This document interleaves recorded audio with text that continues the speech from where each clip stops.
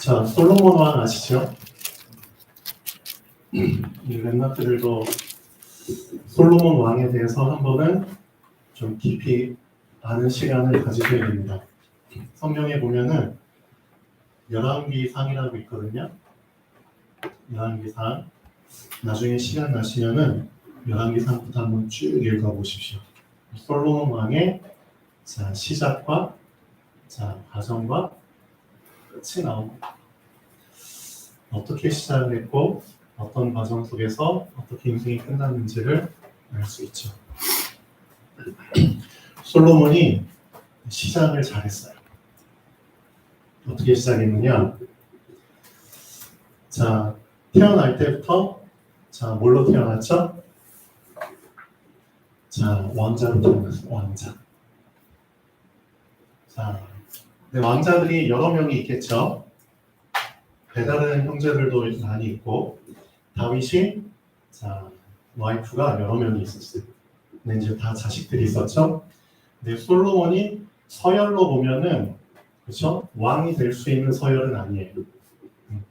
그런데 왕자로 태어났는데 하나님께서 이 솔로몬을 다윗 뒤를 이어서 왕이 될 수 있도록 만들어 주셨죠.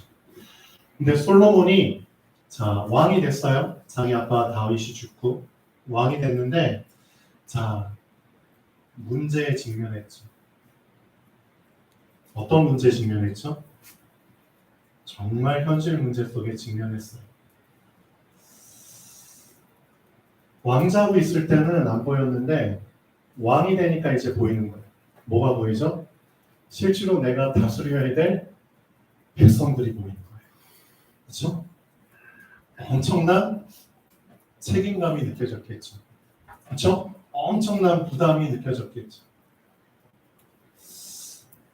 내 백성이 아니라 하나님의 백성인데 내가 이 백성들을 어떻게 내 능력으로 다스릴 수 있느냐? 말이 안 되죠. 그렇죠? 그러니까 솔로몬은 뭘 알고 있었냐? 자기 수준을 알고 있었어요. 나는 하나님 앞에서 솔직하게 고백하거든요. 우리 랩런트들도 솔직하게 고백하셔야 돼요. 여기 있는 성도님도 솔직하게 고백하셔야 돼요. 하나님 앞에서 나의 수준을 솔직하게 고백하셔야 돼요. 하나님, 나는 이 백성 앞에서 작은 아이에 불과합니다. 어떻게 작은 아이가 수많은 백성을 다스릴 수 있겠습니까? 말이 안 되잖아요. 제 수준은 이거밖에 안 됩니다. 저는 현실적으로 자격이 없습니다. 나의 수준이 보였을 때 이제는 뭘 붙잡게 되죠? 내 수준이 아니라 하나님의 수준을 붙잡게 돼요. 그게 참된 시작입니다. 맞잖아요. 사람들이 시작할 때 결국은 내 수준으로 시작하거든요. 내 능력 믿고 시작하거든요. 맞잖아요. 내 지식. 똑똑하면 얼마나 똑똑해. IQ 200도 안 되는. 그렇죠? 자기 믿고 시작하거든요. 그러니까 많은 사람들의 시작이 다 그래요. 근데 솔로몬은 어떻게 시작했죠? 하나님, 저는 제 수준을 압니다. 저는 진짜 절대적으로 누가 필요합니까? 하나님이 필요합니다. 하나님께서 저에게 뭘 주셔야 됩니다? 하나님의 지혜를 저에게 주셔야지만 제가 이 백성을 다스리고 선악간에 잘 판단하며 재판할 수 있습니다. 그렇죠? 하나님이 주신 지혜로 말미암아 이 백성들의 분쟁을 없애며 하나님의 질서 속에서 잘 인도받을 수 있습니다. 이렇게 기도하죠. 하나님이 꿈에 나타나시죠. 그러니까 솔로몬이 이 기도를 1000번의 번제를 드리는 족족 계속 이 기도를 하는 거예요. 그렇죠? 한 번 기도한 게 아니에요. 우리 렘넌트들, 우리 성도님들 알고 계셔야 됩니다. 한두 번 기도한 게 아니라니까요. 정말 내 수준을 알았다면은, 그렇죠? 하나님이 응답 주실 때까지 나는 계속 기도할 수밖에 없어요. 한두 번 기도해서 끝낼 제목이 아니라니까요. 맞잖아요. 내가 틀린 시작을 해버리면은 내 인생 어떻게 될지를 알잖아요. 그러면 진짜 제대로 된 시작이 필요하잖아요. 그렇죠? 그걸 아는 사람은 하나님이 시작하실 때까지 나는 기도할 수밖에 없는 거예요. 맞죠? 하나님이 내 인생을 시작하셔야 됩니다. 그렇죠? 하나님이 시작하실 때까지는 계속해서 기도할 수밖에 없는 거예요. 그게 사도행전 1장 14절이에요. 알고 계셔야 됩니다. 초대교회 사람들이 시작을 못했다니까요. 왜? 내가 시작할 수 있는 게 아니거든요. 예수님이 약속하셨거든요. 너희는 예루살렘을 떠나지 말고 아버지께서 약속하신 것이 너희한테 임할 때까지 너희는 기다려야 돼. 절대 시작하지 마. 그리고 도망가지도 마. 그렇죠? 도망갈 필요 없어요. 세상에 아무리 여러분 막 위협하고 막 협박하고 막 크게 보여도 도망갈 필요 없어요. 왜? 세상을 정복하신 분이 여러분에게, 그렇죠? 임하실 거니까. 그렇죠? 그래서 사도행전 1장 8절 꼭 붙잡으셔야 됩니다. 여러분의 시작은 항상 사도행전 1장 8절에서부터 시작해야 됩니다. 명심하십시오. 언제까지? 오직 성령이 너희에게 임하기 전에는 절대 시작하지 마. 성령이 임해야지만 하나님의 수준으로 시작할 수 있는 거야. 너의 수준으로 절대 서두르지 마. 조급해하지 마. 오히려 시작 안 하는 게 너한테는 더 유익해. 맞잖아요. 잘못 시작했다가 또 저 결과가 더 커져버리면은, 그렇죠? 호미로 막을 걸 뭘로 막아요? 가래로. 그런 일이 생기잖아요. 그렇죠? 그러면 500만 원으로 해결할 수 있는 일을 그냥 멋모로만 여기저기 대출받고 시작했다가 막 몇천만 원으로 막아야 되는 일이 생길 수 있잖아요. 똑같아요. 여러분의 인생을 그런 미련한 인생 속에, 그렇죠? 빠져들지 말고 성령께서 임하신다고 약속하셨잖아요. 그렇죠? 그러면 그 약속을 기다리세요. 도망가지 마세요. 그리고 그냥 기다리는 게 아니라 약속을 붙잡고 약속 속에 들어가세요. 그렇죠? 약속 속에 들어간다는 건 무슨 뜻이죠? 항상 그 약속을 생각하라는 거예요. 맞잖아요. 여러분의 생각 속에 그 약속이 들어가야 돼요. 많은 신자들이 왜 인생이 안 바뀌는 줄 아세요?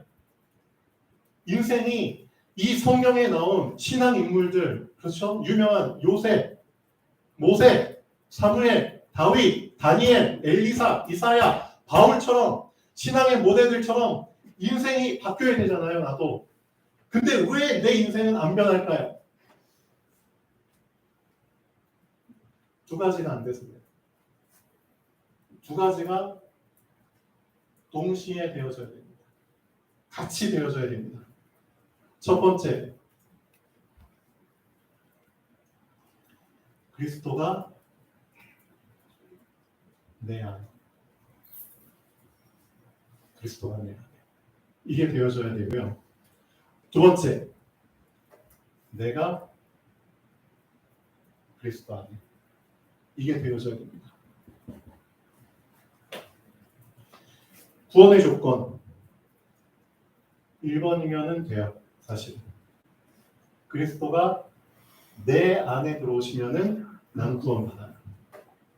여러분 다 구원 받았죠? 여러분 의지와 상관없이 이건 진짜 은혜예요.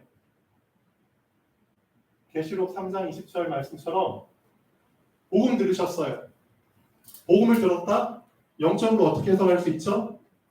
그 복음이 여러분에게 들리는 순간이 예수님이 영적으로 여러분의 마음의 문을 두드리는 시간이에요. 맞잖아요. 예수님이 영적으로 보이지 않게 여러분의 마음의 문을 두드리는 그 순간이 어떤 순간이죠? 복음이 전파되는, 복음이 들리는 그 순간이에요.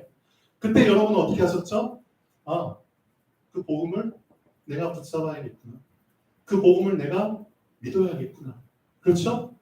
그리고 나서 복음을 받아들인 거예요. 그게 영적으로 그리스도, 그렇죠? 내 마음속에 마음의 문을 열고 모셔드린 거예요.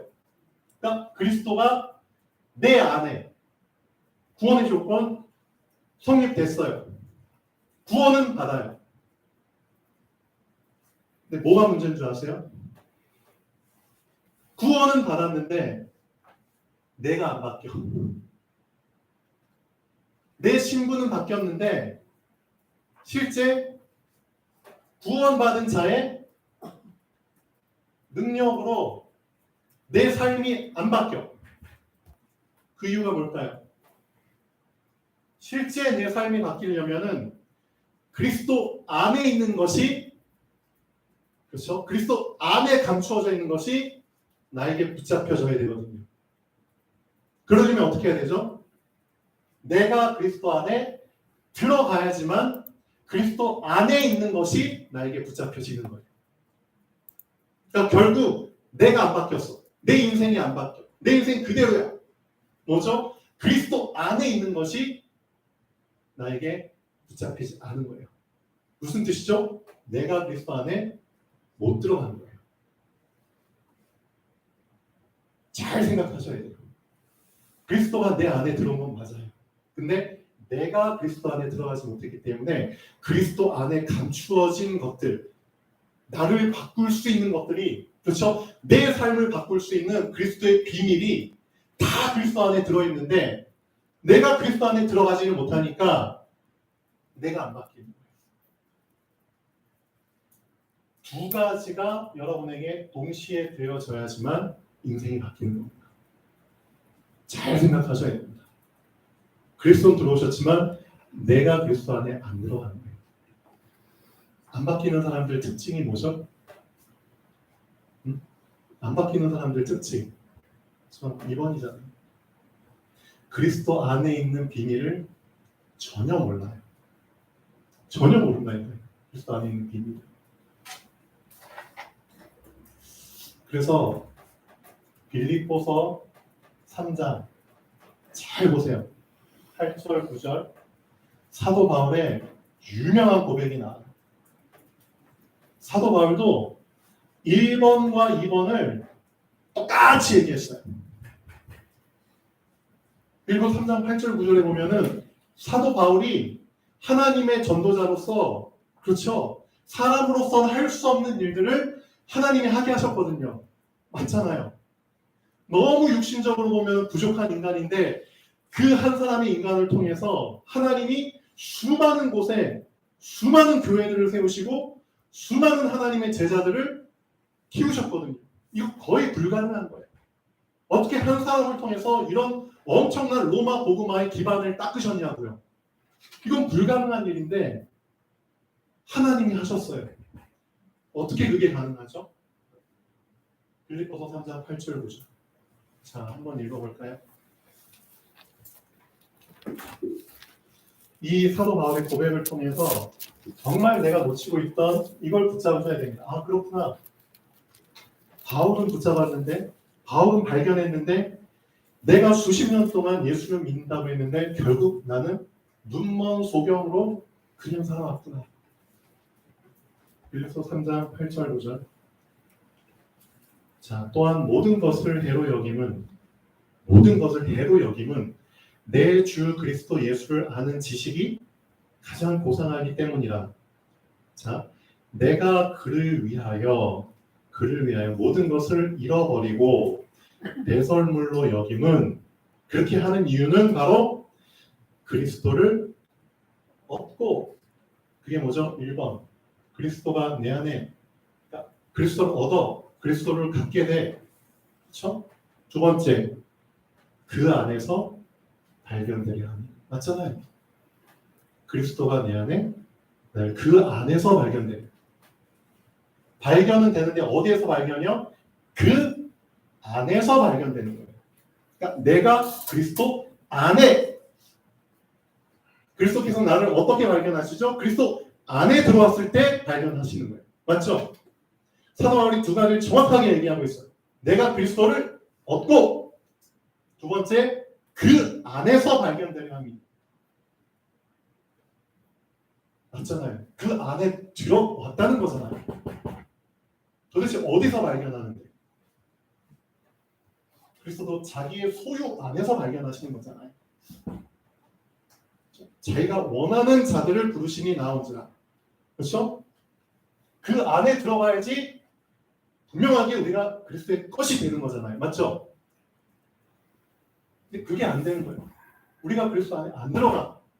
왜 안 들어가죠? 응? 왜 그리스도 안에 우리는 안 들어가는지 아세요?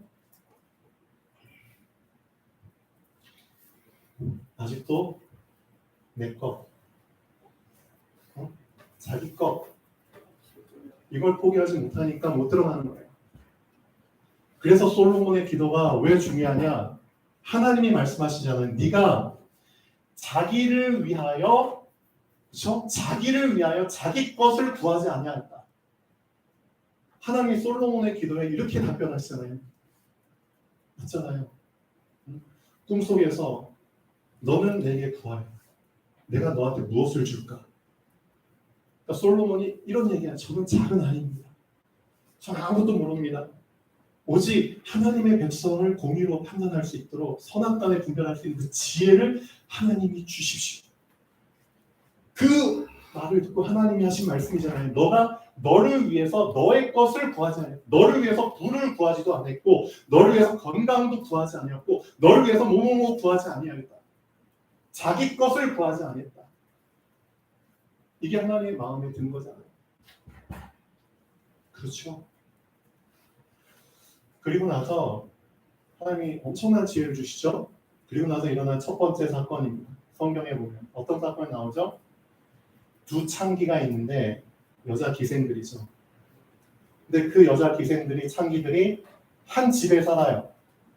그렇죠? 열왕기상 3장부터 보면 쭉 나오죠. 한 집에 살아요. 그 창기 두 명 여자가. 근데 3일 간격으로 둘 다 아이를 낳아요. 3일 간격으로 낳았기 때문에 아이들 얼굴 보면 잘 구분이 안 되잖아요. 그냥 똑같이 너 아들 내 아들 얼굴이 비슷해. 그렇죠? 근데 한밤중에 잠을 자는데 한 창기가 자다가 자기 아이를 깔아 넘겨가지고 일어나 보니까 죽었네. 근데 옆에 동료는 자고 있네. 아이를 안고. 어떻게 했죠? 바꿔치기 했잖아. 죽은 자기 아이를 바꿔치기 했잖아. 그리고 나서 아침에 일어났어.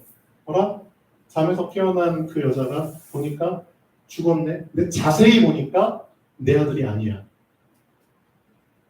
그래서부터 이제 죽은 아이와 산 아이 분쟁이 생겼죠.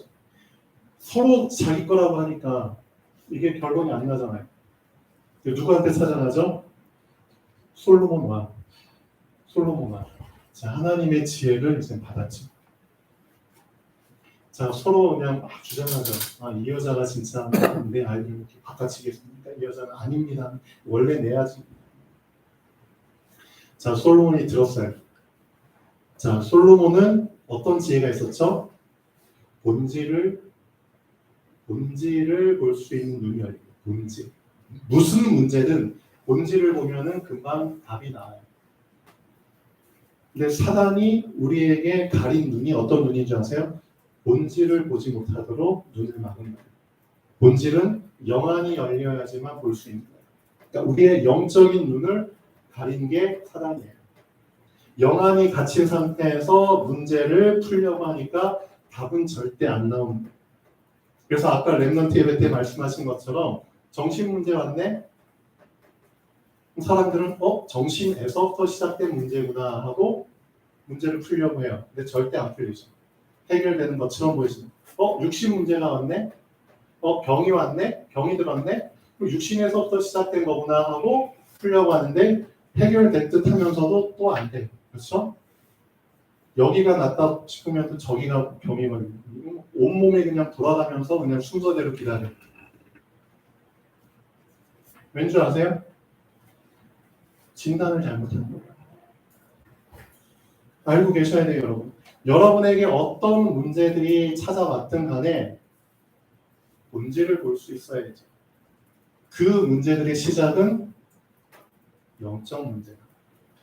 영적 문제에서부터 시작됐구나 라는 것을 볼 수 있는 눈이 안 열리면은 암만 여러분들이 이 문제를 해결하려고 해도 잠깐 해결되는 것처럼 보여도 결국은 다시 도루묵입니다.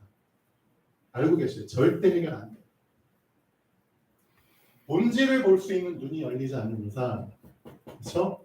절대 해결 안 돼요. 근데 솔로몬은 본질을 볼 수 있었잖아요. 죽은 자 산 자 결국 생명이네. 맞잖아요. 생명 가지고 그런 거잖아요. 솔로몬이 본질을 뚫고, 그렇죠? 그들이 얼마나 생명이라는 것을 우선순위로 붙잡고 있는지를 테스트하잖아요. 그거예요. 진짜 생명이라는 것을 우선순위로 붙잡고 있으면은 어떤 반응이 나올지 솔로몬 왕은 알고 있잖아요. 그래서 좋아. 이 살아있는 아이를 칼로 그냥 반으로 쪼개가지고 반씩 나눠 가져. 판결 자체가 되게, 그렇죠? 무모한 판결이지만, 그렇죠? 이 부분을 테스트한 거잖아요. 정말 이 아이의, 살아있는 아이의 엄마라면은 뭘 택하죠? 자기 아들이니까 자기 소유를 택하나요? 아니면 내 소유가 안 돼도 좋으니까 살려만 주십시오. 생명을 택하나요? 생명을 택하죠. 내 소유가 맞지만 생명을 위해서라면 난 소유도 버리겠습니다. 그게 본질이잖아요. 근데 우리 기독교인들이 이게 없는 거예요. 다 그리스도께서 갈보리 산에서 생명을 주셨는데 결국 우리는 생명이 아닌 내 소유만 주장하고 있잖아요. 계속 내 것만 달라고, 내 것 뺏기지 않으려고 하잖아요. 그러니까 이 여인을 통해서 창기이지만 정말 중요한 것을 놓치지 않은 이 부분을 우리가 붙잡아야 되는 겁니다. 자, 열왕기상 3장 16절에서 28절까지인데요. 자, 28절인가요? 한번 읽어보겠습니다. 그 산 아들의 어머니 되는 여자가 그 아들을 위하여 마음이 불붙는 것 같아서 왕께 아뢰어 청하건대 내 주여 산 아이를 그에게 주시고 아무쪼록 죽이지 마옵소서 하되 다른 여자는 말하기를 내 것도 되게 마시고 너 것도 되게 마시고 그냥 둘로 나누어 주십시오. 생명을 놓친 자, 소유에 급급한 자는 생명이 어찌되든 상관없어요. 여러분 그리스도의 생명을 받았는데 그리스도의 생명이 어찌되든 여러분 상관없으세요? 언제까지 계속 소유만 주장하실 건가요? 진짜 갈보리산 앞에 섰는데 십자가가 안 보이세요? 갈보리산 앞에 서긴 섰는데 십자가 안 보이세요? 생명을 얻기 위해서 생명을 버리신 그 십자가 안 보이세요? 왜 생명을 버리셨는지 그거 안 보이세요? 시력이 나빠지셨나? 갈보리산은 언제까지 서 계셔야 돼요? 그렇죠? 보일 때까지 서 계셔야죠. 진짜 보일 때까지 서 계셔야죠. 잘 안 보여요. 잘 보일 수 있도록, 그렇죠? 여러분 눈 시력 안 좋으면 뭐 먹어요? 비타민 A 영양제 먹죠. 루테인 먹죠. 영양제 드세요. 영적인 영양제. 말씀 계속 먹으세요. 그럼 어느 한순간에 보이게 됩니다. 어느 한순간에 십자가 뚜렷하게 보입니다. 그렇죠? 그때까지 말씀 계속 먹으세요. 진짜 그리스도의 십자가 그 의미가 나에게 붙잡혀질 때까지. 진짜 그 어떤 것보다도 생명이 나에게 우선순위가 될 때까지 십자가 보셔야 됩니다. 생명이 나에게 우선순위가 안 됐다? 미안하지만 그 사람 창세기 3장에 아직도 빠져있는 사람입니다. 맞잖아요. 창세기 3장. 생명과 뭘 바꾸라고요? 응? 생명과 하나님이 주신 생명과 뭘 바꾸라고요? 육을. 그렇죠. 내 거. 나. 내 성공. 창세기 3장, 6장, 11장 다 알잖아요. 하나님의 생명과 그걸 바꾸라고 사단이 선악과 사건 일으키는 거잖아요. 진짜 갈고리산 제대로 보일 때까지 계속 계셔야 됩니다. 어느 한순간에 진짜 부딪히는 순간이 옵니다. 그렇구나. 내가 우선순위를 못 치고 살았네. 응? 자기 아들 깔아뭉개서 죽는지도 모르고 계속 자는 그 여인하고 똑같네. 너희가 하나님의 성전인 것과 하나님의 성령이 너희에게 거하신 것을 내가 알지 못하고, 성령을 완전 질식사는 아니지만 질식하실 만큼 내가 완전히 방치하고 그냥 살았네. 똑같잖아요. 이 여인처럼 깨보니까 죽었네. 생명은 온데간데 없고, 죽어도 좋으니까 반쪽 나눠서 주십시오. 그렇죠? 본질. 솔로몬이 이런 얘기한 거예요. 여러분 자신 한번 잘 점검해 보십시오. 오늘 말씀도 마찬가지입니다. 야곱이 결국 이걸 놓치지 못해가지고 계속 지체한 거잖아요. 계속 미적미적한 거잖아요. 분명히 요셉이 얘기했잖아요. 너 동생 데려오지 않으면 너 절대 내 얼굴을 못 봐. 양식도 없어. 곡식도 없어. 네 마음대로 해. 응? 알아서 살아남아 그냥. 내가 원하는 조건은 이거 하나의 조건. 네 동생 데려오라고. 막내 동생 데려와. 근데 야곱이 상처 트라우마 때문에, 그렇죠? 요셉도 죽었고, 아들 한 명은 또 볼모로 잡혀 있고, 베냐민까지 뺏기게 되면 나는 어떻게 하라고? 자기 똥꼬집 때문에, 자기 수많은 가족들 다 굶기고, 그렇죠? 결국 그냥 끝까지 그냥 버틸 만큼 버티다가 나중에 안 되니까 그냥 결국은 사람 똑같아요. 이 고백이 나와야 돼요. 내가 자식을 잃게 되면 이를 이루다. 그렇죠? 이걸 하니까 자식을 잃게 되면 내 소유가 아니야. 언제까지 소유를 주장하실 건가요? 응? 하나님이 그거 놓게 하시기 위해서 나에게 문제와 사건과 갈등과 위기를 허락하신 거 그거 안 보이세요?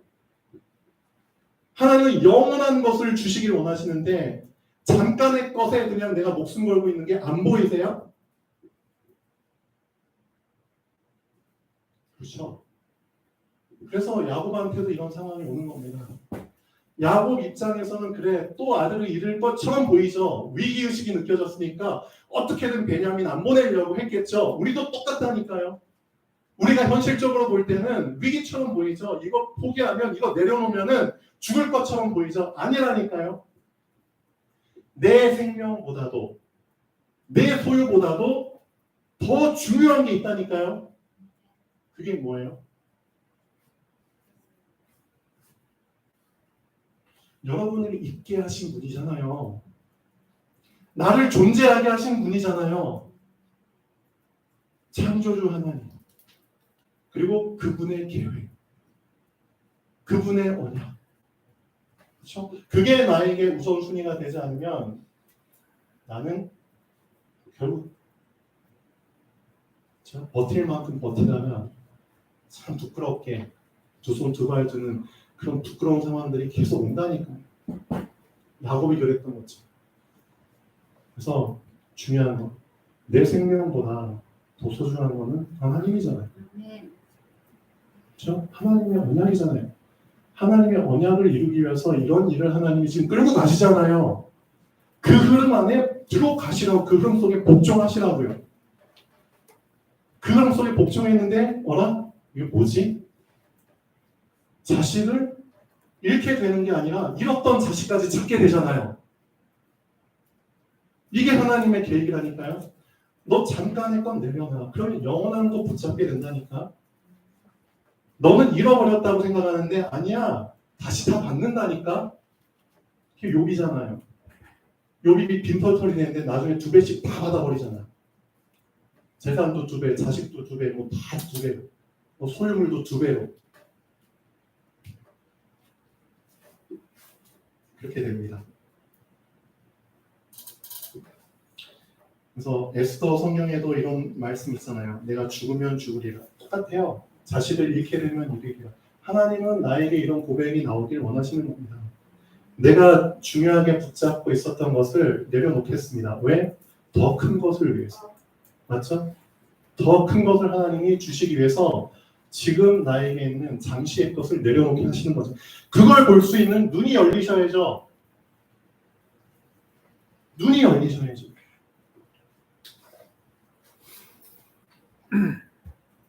자, 결론 보겠습니다. 요셉이 말한 조건을 지키지 않고 버티는 대로 버티다가, 그렇죠? 결국은 모두를 궁지에 몰아놓고서야 조건에 순복하는 야곱처럼 많은 사람들의 인생이, 딴 사람 판단하거나 그러지 마시고 이렇게 나의 인생, 내 인생이 자기 고집, 자기 틀 속에 빠져서 계속 줄다리기 하고 있잖아요. 창세기 3장과 갈보리산의 십자가 사이에서 계속 줄다리기 하고 있잖아요. 인생을 지체시킬 만큼 지체시키는 모습이 지금 안타까운 나의 모습이고 나의 현실이잖아요. 그렇죠? 언제까지 줄다리기 할 건가요? 죽기 전까지 줄다리기 하다가 그냥 다 죽는 순간에 나버리고 천국 가실 건가요? 그런 인생이 수두룩합니다. 천국 가면. 평생 줄다리기 하다가 죽는 순간에 놔버리고 천국 가는 사람들이 제가 볼 땐 천국에 있는 인구 분포로 보면은 꽤 될걸요. 퍼센테이지가. 진짜 갈보리산에서, 그렇죠? 진짜 예수님이 요한복음 10장 17절에 말씀하신 것처럼 나는 생명을 얻기 위해서 생명을 버리노라. 진짜 생명을 얻기 위해서 생명을 버리노라. 이 갈보리산의 제대로 된 의미를 붙잡고 인생을 시작하는 그 사람이 천국에 몇 명이나 될까요? 나도 그들 중에 한 명이 되면 좋겠죠. 그렇죠? 영원한 것을 주시기 위해서 잠깐의 것을 놓게 하시는 것이 하나님의 방법입니다. 그래서 목숨을 얻기 위해서 목숨을 버리시는 예수 그리스도의 십자가의 비밀이 발견되어질 때 비로소 나는 창세기 3장을 내려놓고 참된 복음을 붙잡게 됩니다. 그렇죠? 진짜 참된 복음 여러분 붙잡으신 거 맞으세요? 진짜 생명을 얻기 위해서 생명을 버리는 이 말씀의 의미를 아세요? 질문해 보십시오. 자, 이 말씀이 나의 말씀이 될 때 진짜 그 사람 나의 창세기 3장을 발견하겠죠. 그 진짜 갈보리 십자가 붙잡겠죠. 갈보리산이 나의 인생의 정확한 시작의 장소입니다. 그렇죠? 자, 제대로 시작하는 한 주가 되면 좋겠습니다. 기도하겠습니다. 창조주 하나님, 정말 감사드립니다. 정확한 시작을 아직도 못하고 있는 많은 사람들이 있습니다. 정말 갈보리산의 십자가가 내 눈에 정확히 보일 때까지 오직 십자가에서 주신 주님의 그 큰 사랑과 은혜 속에서 우리에게 주신 그 말씀만 계속 먹는 시간이 있게 하여 주시옵소서. 하나님의 그 복음의 말씀을 먹을 때, 하나님의 시간표가 되어졌을 때 그리스도의 십자가가 내 눈에 정확히 보이는 그 시간이 올 줄 확신합니다. 그 날이 올 때까지 오직 하나님의 말씀만 먹게 하여 주시옵소서. 감사합니다. 주 예수 그리스도 이름으로 기도합니다. 아멘.